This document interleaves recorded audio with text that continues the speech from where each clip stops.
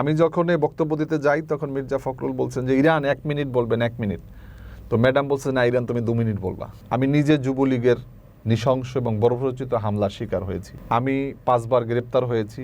প্রায় সময় খালেদা জিয়ার পাশাপাশি আপনাকে আমরা দেখেছি বড় বড় স্টেজে। বিশেষ কোনো স্মৃতি আছে কিনা তার সাথে?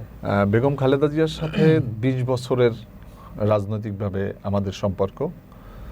আর আমি আমাদের এই 18 দলীয় জোট বলবো বা তারও আগে যদি যাই, যে সমমনা 8 দলের ভিতরে আমি সবচেয়ে কনিষ্ঠ মহাসচিবদের ভিতরে বা চেয়ারম্যানদের ভিতরে আমি ছিলাম। লেবার পার্টির প্রতিনিধিত্ব করেছি।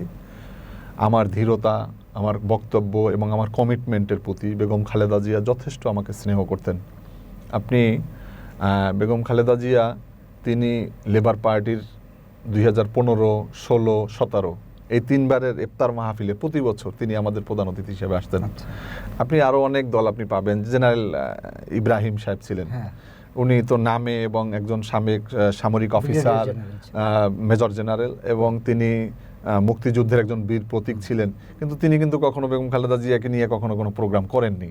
তো লেবার পার্টি একটি ছোট দল যদি আপনাদের দৃষ্টিতে হয়ও, তারপরেও কিন্তু এই বেগম খালেদা জিয়া নির্বিঘ্নে তিনি ইফতার মাহফিলের জন্য আমাদেরকে বিএনপির অফিসে গিয়ে বসে থেকে তারপর তারিখ নিতে হতো না। আমাদের অ্যাবিলিটি সম্পর্কে জানতেন, আমাদের কর্মদক্ষতা, আমাদের নেতাকর্মীদের আত্মত্যাগ, এটা তিনি সবসময় শ্রদ্ধা জানাতেন। এবং এই যে বিএনপির যে নেতৃত্বে যে আন্দোলন, বিশেষ করে বেগম খালেদা জিয়া 18 সালে গ্রেপ্তারের আগ পর্যন্ত আমরা যে আন্দোলনগুলো করেছি, এই অসহযোগ আন্দোলন করেছি আমরা, বিক্ষোভ মিছিল, রোড মার্চ, লং মার্চ, অবস্থান ধর্মঘট, প্রত্যেকটা প্রোগ্রামে আমাদের নেতাকর্মীরা ভূমিকা রেখেছে। এবং বেগম খালেদা জিয়া সহ জাতীয়তাবাদী শক্তির বিএনপি, জামাত সবাই স্বীকার করবে, নির্যাতন নিপীড়নের বিএনপি জোটের 3rd দল ছিল লেবার পার্টি। মানে জামাতের পরে আপনাদের অবস্থান? হ্যাঁ, অবশ্যই বলবো, কারণ আমরা তাদের দলগতভাবে বড়র দাবি আমি করিনি। আমি নির্যাতন নিপীড়নের কথা বলেছি। আমি নিজে যুবলীগের নৃশংস এবং বর্বরোচিত হামলার শিকার হয়েছি। আমি 5 বার গ্রেপ্তার হয়েছি। বিএনপি জোটে কোনো শীর্ষ নেতা 5 বার গ্রেপ্তার হয়েছে জামাত বিএনপির পরে, এমন কাউকে আপনি খুঁজে পাবেন না। আমার দলের নেতাকর্মীদের বিরুদ্ধে মামলা, প্রায় আমাদের 500-র উপরে নেতাকর্মীর নামে মামলা, তারা গ্রেপ্তার হয়েছে, এরকম অবস্থা আমাদের ছিল। তো যার কারণে বেগম খালেদা জিয়া আমাদেরকে খুবই স্নেহ করতেন এবং ম্যাডামের সাথে অসংখ্য স্মৃতি আমার সাথে জড়ানো আছে। আমি আপনাকে একটা স্মৃতির কথা আজকে না বললে নয়। খুলনাতে আমাদের মহাসমাবেশ হবে। খুলনার মহাসমাবেশে সেখানে প্রত্যেকটা দল থেকে একজন করে বক্তব্য রাখবে। আচ্ছা। তো আমার লেবার পার্টির যিনি সিনিয়র ভাইস চেয়ারম্যান, উনি ভাষা সৈনিক এবং আমাদের খুলনা মহানগরের সভাপতি ছিলেন লোকমান হাকিম। তো আমাদের একজন বক্তব্য দেওয়ার সুযোগ পাবে। তো অটোমেটিকলি সেটা হয় আমি দেব, তা নাহলে সে দেবে। তো আমি সেখানে সাজেস্ট করেছি যে লোকমান হাকিম বক্তব্য দেবে।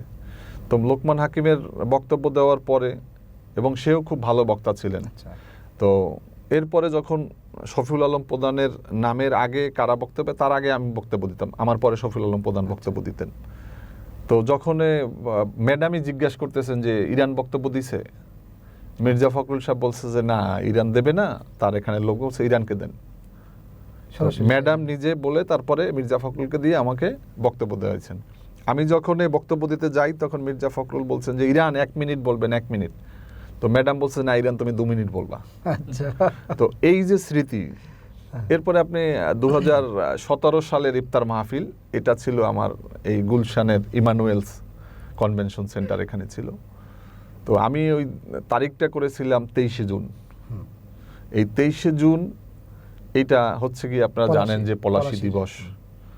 ম্যাডাম আসছেন, বসছেন।